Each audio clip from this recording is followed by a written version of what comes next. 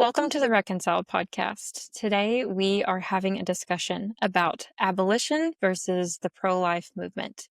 If you're not familiar with this conversation, it can be a contentious topic even among Christians. And today we have with us Brittany Poppe, who we've had on the show before to tell her incredible testimony about her own abortion in her past and her healing journey in that and how she has come to work with other women in their own healing journey. So thank you so much for being here with us today, Brittany. Yeah, thanks for having me again, Caitlin. I'm excited. Yeah, absolutely. Okay, so I asked you on to talk about this because, something I hear very often from people, especially when we're talking about the topic of abortion, is that they want to be very sensitive to the women or men in the audience in church, whatever it may be, that have had an abortion in their past, and that's a part of their story because that's obviously a very painful part of their story. And so I wanted to get your perspective on this because I think it can be kind of a stumbling block for people just in general of how to talk about this in church. Should they talk about this in church? And then you get into it and you kind of find out that there's this whole sub debate, even among Christians, about the best way to handle this from a legislative point of view. So, if you want to just start with just reminding people briefly about your story and then talk about, maybe where you started at with your thoughts on the pro life movement and then how you went from that to, I think I'm representing you correctly, moving towards more of an abolitionist mindset. Yeah, absolutely. Yes, that is correct. Yeah, so I had an abortion when I was 17 and I was in this secret relationship. So when I found out that I was pregnant, my whole goal was to continue living my double life as I have been living it. And I didn't really even think about the fact that I had a child growing inside of me. I knew that I did. I had been raised in a pro-life Christian home, and my parents were very, very honest with me about what that meant. I remember specifically learning about abortion when I was in second grade because that was when George Bush and Al Gore were running against each other, and they were talking about abortion a lot in the news. And I asked questions, and my parents were straight up with me about what that is. So it wasn't that I didn't know what I was doing. It was more so a very me centered, I have to save my own image and my own plan and really just think about myself. And so that's what I ended up doing. And I really struggled for about a decade with a lot of guilt and shame because, like I said, I knew exactly what I was doing. I was raised to be better than that. And so I found healing and joined the pro life movement, started sharing my story and really just wanting to fight for the unborn and be a voice, hoping that because I lost my child, maybe somebody else would choose to keep theirs. And then I started to, like you said, hear the different sides of this movement where there's the pro-life and then there's abolition. And if I'm being completely honest, I had a bad taste in my mouth about abolitionism right away for a lot of reasons. And I think that I didn't realize until I finally made the move was I think there was a level of trying to justify my actions still. Even though I Mm, knew it was wrong, I'd repented for it. I knew I never should have done it and I regretted it. I was trying to subconsciously save face, I think, because we don't like to be wrong. We don't like mm, to admit when we're wrong and when we've done something wrong. And so I think that was kind of one reason. But then another reason was I did have one individual from this movement who is not a representation of the movement itself. But I mm. think it's a good example of how all people groups have people in them, like at least one person sometimes who maybe don't represent that idea very well. And Yeah. this one person in particular told me that I shouldn't be speaking about this because I should be in jail on death row. And Okay. I was like, That's "What? one I don't approach. that's yes." And so I just didn't want to entertain thinking about that. But I went to my mentor and I told her about it.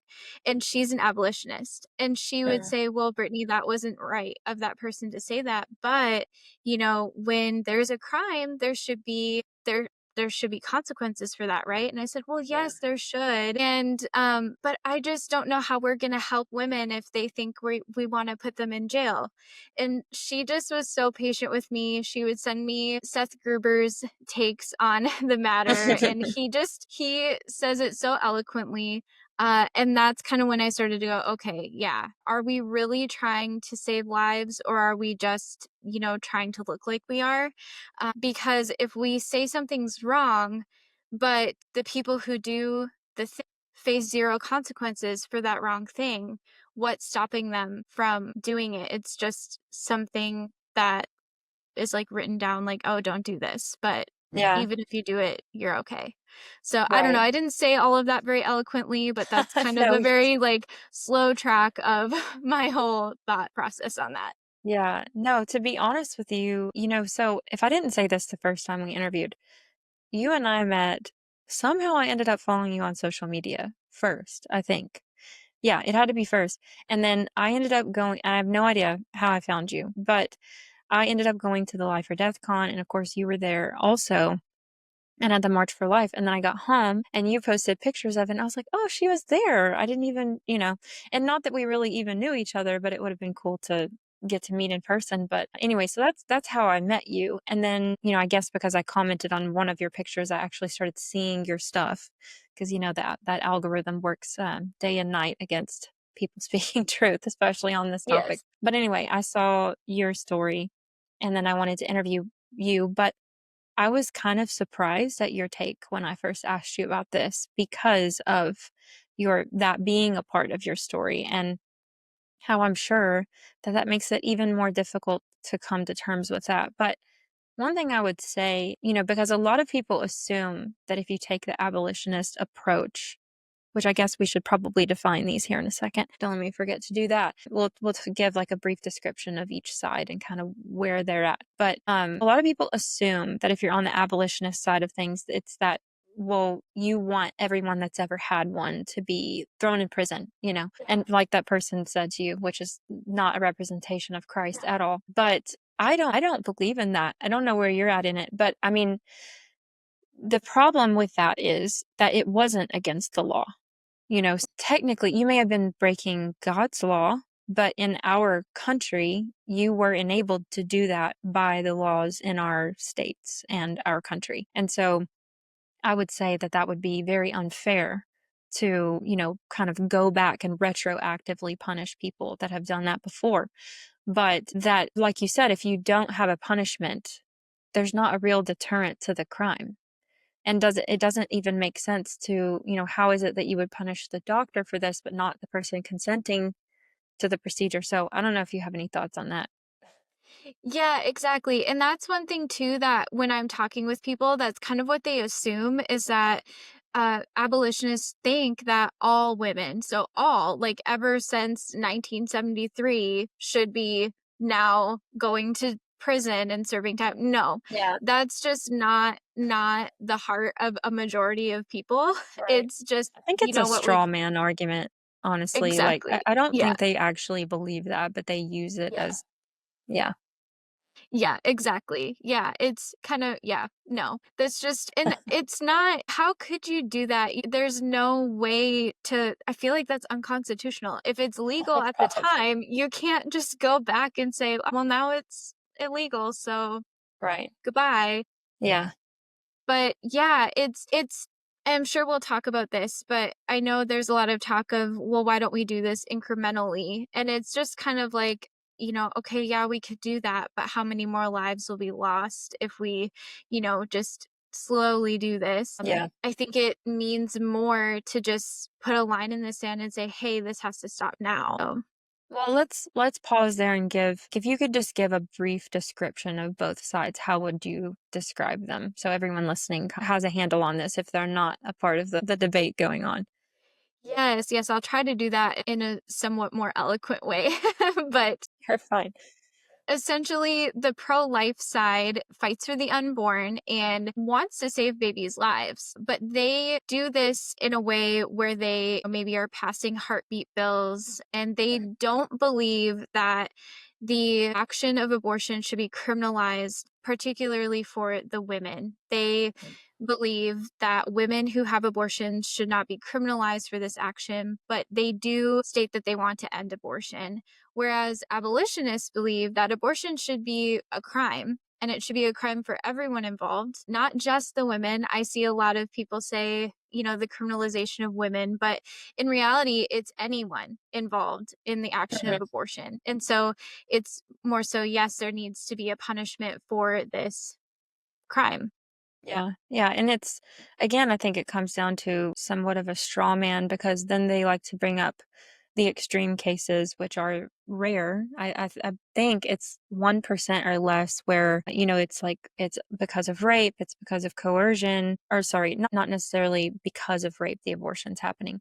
I'm just saying that in these extreme circumstances where, maybe they are in forced sex slavery and now they've got that person also taking them to Planned Parenthood and forcing an abortion on them. So people like to bring those things up. Well, you're going to penalize the woman for this. And it's like, well, no, that's not what we were saying. And we've always had to discern between those things in any case of the law. It's not like a blanket sweeping law for anything.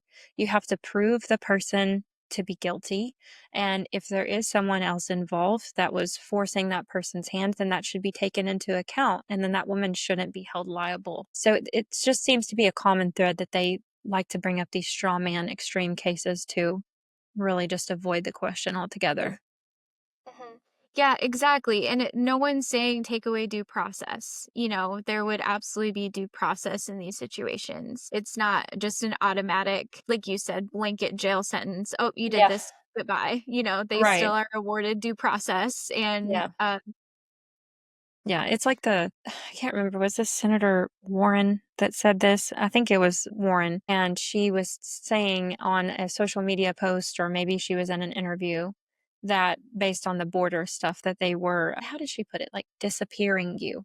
They're going to disappear you, It's just, it's insanity. And no, I don't know any sane person on the abolitionist side that's advocating for, like you said, removal of due process and just straight to jail.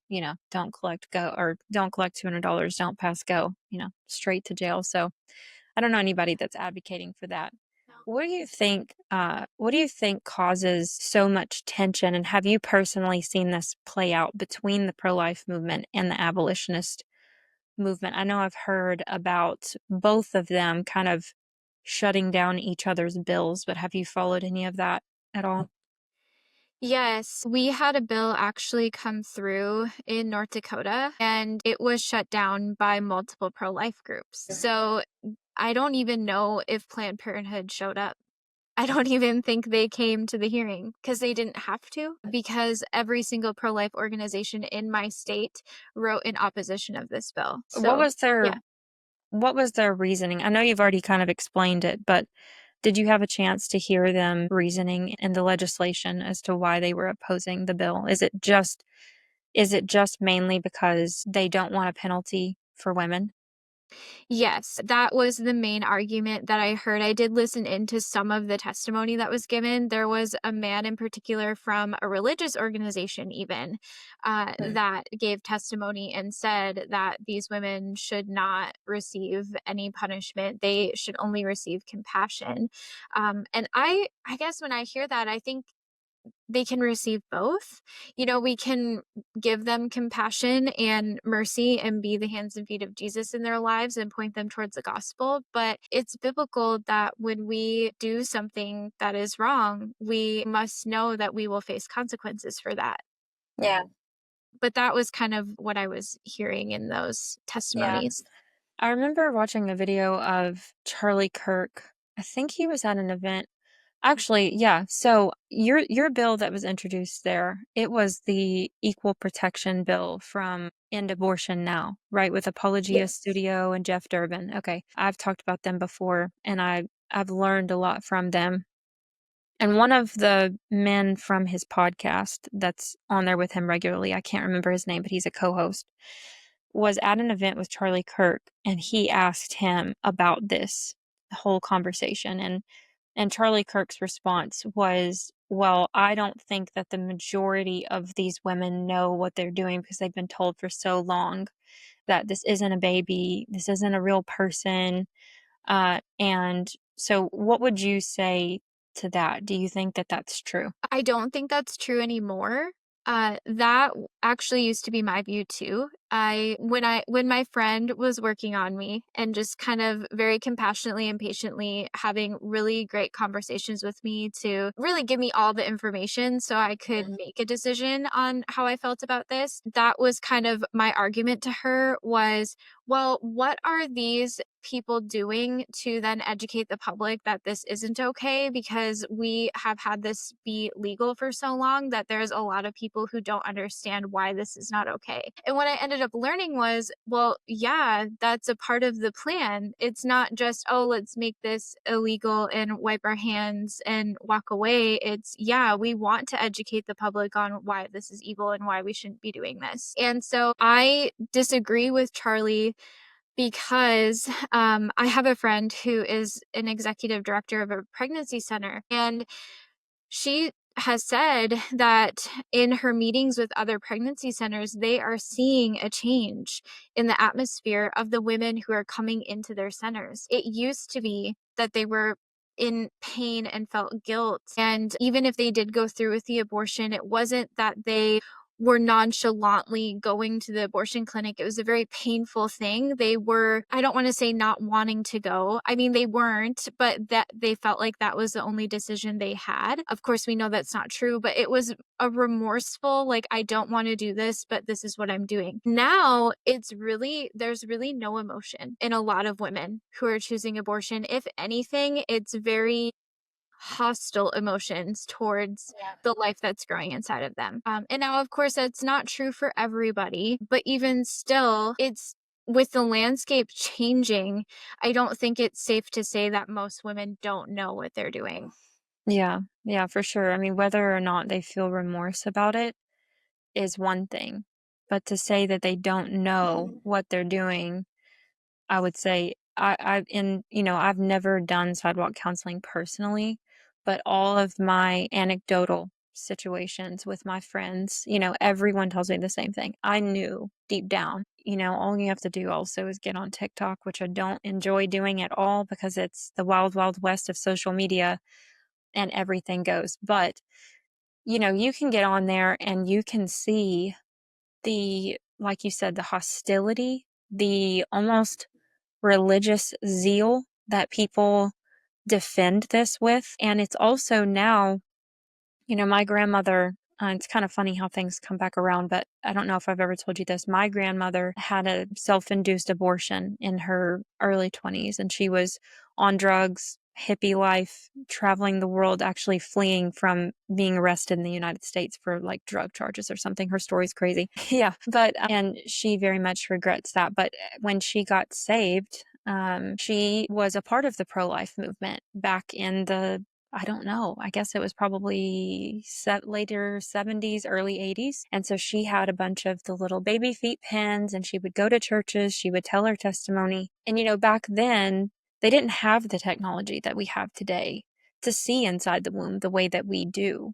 And so back then, maybe that would have held a little bit more weight as far as people being able to say, well, yeah, it's just a clump of cells, or it's not really a human being, or they can't feel pain, or whatever the argument is. But now, with the technology that we have, and I've had pro-life doc on, and he talks about some of the medical interventions we can do for babies. I mean, open heart surgery inside of the womb, and that baby is a patient. And so it takes a lot of cognitive dissonance to get there, to say now that this is not a human being. And I would say that it's also very demonic. Yeah. Absolutely. Yeah. Yeah. So, one thing you said when you were introducing yourself again and just kind of telling people about your story was that your parents were very upfront with you about abortion when you were in second grade. And so I find that very compelling. And I would love if you could just, you know, what do you think about that? Have you talked to your kids about it? Do you think that it's helpful to, obviously within reason, you don't have to give gory details, but when we were at a demonstration last Saturday for live action defunding Planned Parenthood, and my husband brought the kids out of the car, and my oldest is 7, and so he read the sign that says Planned Parenthood kills babies. And he's like, "What?" I didn't even think about him being able to read the sign. But then we all of a sudden we're in this conversation. I'm like, "Oh boy." And my son does not just ask one question. He will ask 25 in a row. So I'm wrestling with it a little bit because it's a little bit of the loss of innocence that's tough, but also just feeling like it's very important within respect to their age to be honest about what's going on in the world. So, do you think that that's a good thing to do with kids? I do think that it's a good thing. And of course, like you said, within reason, and you don't have to give them all of the details of what it looks like or what happens during an abortion. They don't need the graphics. But I do think that it's important. And I think, honestly, unless their parents have told them otherwise, I think pretty much any kid would be pro life automatically. Yeah. I remember when my parents told me what abortion was, they said it's when moms will choose to kill their children before they're born when they're still pregnant. And I said, "Why would anyone want to do that? How could anyone do that?" I was only, well, second grade. I don't know how old I would have been, probably 8 or 9. 1st grade and he's 7. So, yeah, Yeah. probably around there. Yeah. Yeah. So, I mean, I think it's logical. Why would anyone want to do that? Now, again, I say that as someone who's done that. So I don't say that in a way of condemnation. Of course, Yeah. when we're living in a spirit of fear and leading with that, we will do things that we would never thought we would do. Not a Yeah. justification, but I think kids are capable of knowing that. I think it's Yeah. good to prep them for that evil because it's gonna find them eventually. Yeah, for sure. I mean, I think that's part of the reason why Jesus says that the kingdom of heaven belongs to them, because you don't have to really teach them. Maybe you do sharing and things like that. But when you bring up these bigger topics, they immediately know what's right or wrong. My son, it was kind of funny, but then obviously we had to have a conversation about like the best way to handle it. But when I told him, it wasn't much detail at all. And I was like, listen, we'll talk about it more when you're older. He's like, "I wanna crush this building." Like, I'm like, "I get that. I get that, and I'm glad that you have deep conviction, but also we gotta, rein it in and talk about that we want what we really desire ultimately is the repentance of the people there, and that, Jesus will come back someday and make all things right." I wanted to get your take on that. Okay, so this is a tough question that I've heard, I think on an Apologia episode, and I want to get your thoughts on it because it's honestly, even for me, it's a hard question to wrestle with, and that is about heartbeat laws. So, like you Mhm. said, typically with the pro-life movement, they're the ones introducing these heartbeat laws. And for anyone listening that doesn't know what that means, it's essentially once there's a heartbeat, abortion would be illegal. Of course, that also is negated by the fact that it's actually, you can still get the abortion pills. So even after the fact, even if your state has a heartbeat law, people still have access to those.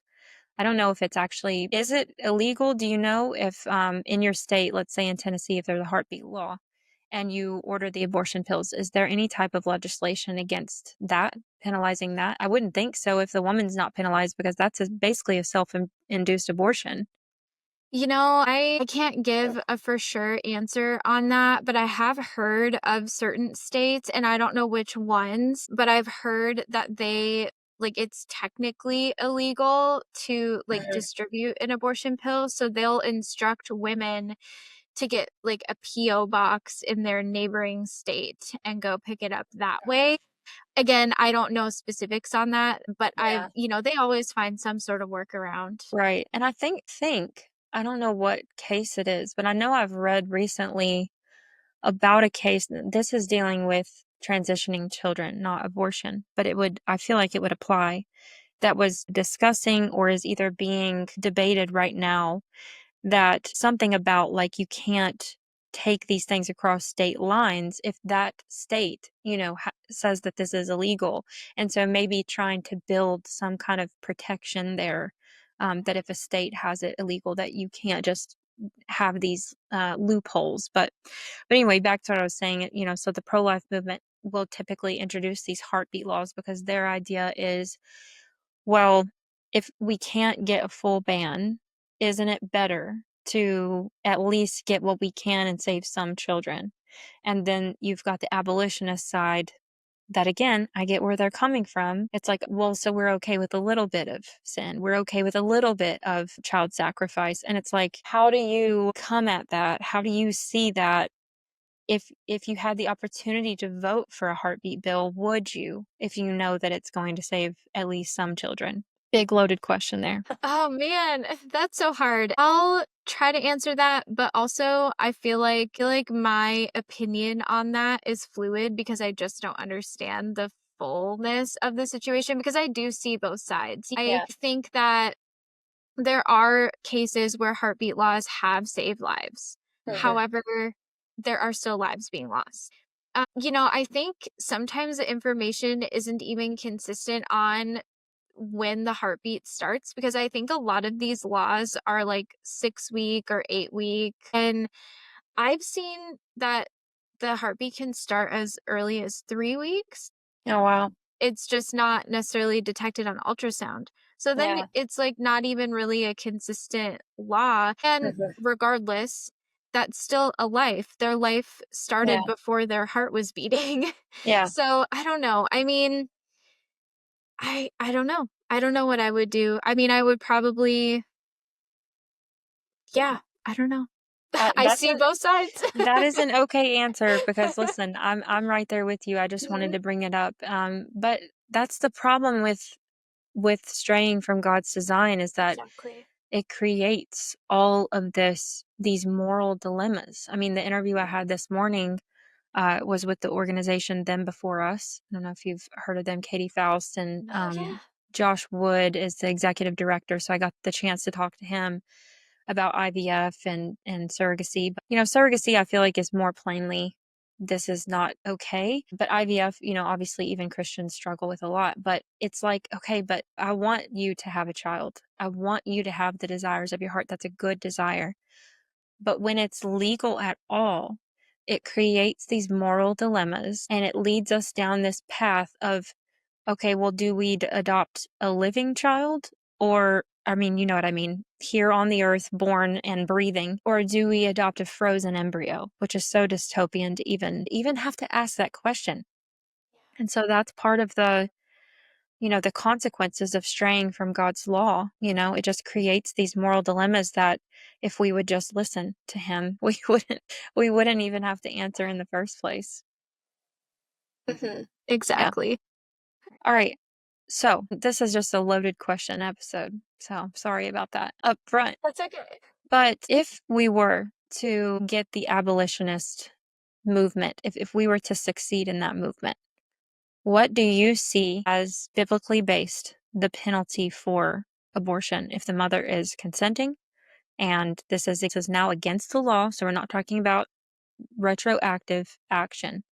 But if it is against the law, do you agree with um, the capital punishment for that? Or do you think that there's some other way to penalize this that would still deter women from taking this action? Yeah. That is a hard question. And um honestly, I think if you're not consistent with the punishment, then there's still an element there of, oh, well then is this not a life yet or is it not a human being? So logically, I would say it should fit along the lines of how we punish people who murder someone outside of the womb. Hmm. But I will be honest and say there's a part of me, think there's still a part of me that relates it to myself and wants to justify, but why does it have to be that? Why can't it be less? And then Yeah. I have to sit with that conviction of, Brittany, when you're thinking that, you are dehumanizing the life in the womb, and we have to stop doing that. We can't treat that life as any different as life outside of the womb. So I do think it should be along the lines of what we do with those who murder people outside of the womb. Yeah. It's very tough to say out loud, even for someone that doesn't have that as a part of their story. And I think that's because human life is so valuable. I don't enjoy thinking about anyone getting the death penalty for their actions, but, you said to me the first time that we talked about this that if it had been illegal, you never would have done it. And I think that's what people misunderstand so often in so many conversations in our day right now is that this hijacking of the definition of love, compassion, kindness. Well, so I would be willing to bet that the majority of women wouldn't get abortions if this was illegal, especially if they knew it could hold something like capital punishment, which a lot of our states don't even do anymore. Mhm. Would you agree with that? Yes, I would agree with that. I've talked to countless women that I've met who say the same thing. If it was illegal, I wouldn't have done it. So Yeah. that would just take care of a lot of it right there. Yeah, for sure. I think, yeah, I mean, I'm actually reading the Old Testament right now, and it can be heavy at times, and I just pray and ask God to reveal himself to me through some of the things that I don't understand. And, reading through Leviticus can be tough. But something that really hit me when I was reading it this time, because every time I read it, it's like I have a new perspective, I have something new that I've been thinking about. And so obviously this time around, I'm thinking a lot about abortion and about what God says about that and his law. And it is really striking once you frame it because back when I wasn't living for Christ, I tended to think of God as just this rule giver, this judge that just wanted to impose his way on me. And why can't I just do what I want to do and what makes me happy and feel good? And, now I see that as his protection of me, his love, his kindness is that he wants to protect me from the consequences of sin. And so, it's just been very enlightening this time around to read his law. And although, even me, like sometimes I read that and I wrestle with that. I'm like, wow, that seems harsh. But it's because we have this tendency to think that we can be more kind and more loving than God when we have to wrestle with those feelings of Yes. the tension you feel when you read things like, the death penalty given by the Lord for certain crimes, or when you read about, the total annihilation of the Canaanites and things like that. Yeah. Yes, I agree. Hmm. Yeah. Yeah. All right, Brittany. Well, thank you for entering into this really tough discussion with me and just being so vulnerable and so honest. And I just want to encourage you and remind you that what you're doing is incredible and that it's helping people and that it's just shedding light on the truth. And I pray and hope preventing other people from making the same decision and saving lives. This is a life or death situation. So I really appreciate you. Just to remind people where they can find you and where they can support you.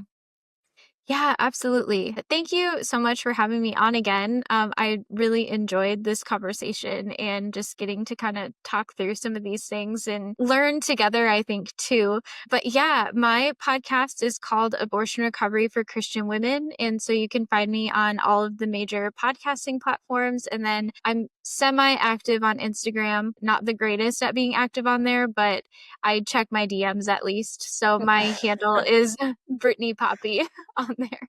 Yeah. Did you do a rebranding of your podcast? Yes, Okay. yes. Okay. Yeah, because I was looking for it the other day and I typed in does God forgive abortion? So you changed the name to Abortion Recovery for Christian Mhm. Women. Okay. Yes. Mhm. Perfect. All right. Well, thank you, Brittany, so much. And hopefully we'll get to talk again soon. I'm sure there will be other things that we can get on here and try to solve together. Yes, absolutely. Okay. Thank you.